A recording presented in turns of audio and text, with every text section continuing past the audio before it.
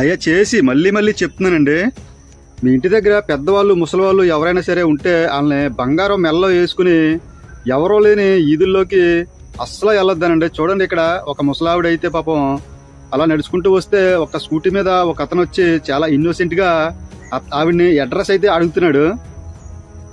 Address అడుగుతూ ఆ చెయ్యి అటు ఇటు చూపిస్తూ ఆ పక్కకి ఈ పక్కకి ఆవిడతోటి ఒక 2 నిమిషాలు అయితే చూసుకుంటున్నాడు. ఆ పక్కకి ఈ పక్కగానే ఎవరన్నా ఎక్కడి నుంచైనా చూస్తున్నారా పైనుంచి గట్టని, ఎక్కడైనా సీసీ కెమెరాలో గట్ట ఏమైనా ఉన్నాయని అన్ని అబ్జర్వ్ చేసుకుంటున్నాడు. అన్నీ అబ్జర్వ్ చేసుకుని చాలా తెలివిగా స్నాచింగ్ చేసేస్తాడు. చూడండి పాపం ఆ ముసలావిడి పెద్ద ఆవిడ ఇన్నోసెంట్, ఆవిడకి ఏమీ తెలీదు. ప్లీజ్ అండి, మీ ఇంటి దగ్గర కూడా ఎవరైనా జత వెళ్ళండి. ముసలాళ్ళు ఎవరైనా బంగారం చైన్ ఏదైనా ఫంక్షన్లకి బంగారం నగలు వేసుకుని వెళ్తూ ఉంటే గనక వాళ్ళకు కూడా తోడు వెళ్ళడం చాలా మంచిది. లేకపోతే వాళ్ళని వాన్ చేయండి, ఎవరో లేని ప్రదేశాల్లో వెళ్ళొద్దని చెప్పండి. చూడండి, అన్నీ చూసుకున్నాడు. అన్నీ చూసుకుని పాపం ఆవిడది చైన్ అయితే ఏ రకంగా దొంగతనం చేశాడు, లాగేసి ఆవిడ కింద పడిపోయినా కానీ పట్టించుకోలేదు. దున్నపోతులా ఉన్నాడు అతను. పని పాట ఏం చేసుకోకుండా ఇలా దొంగతనాలు చేసి బతుకుతుంటారు కొంతమంది ఎదవలైతే.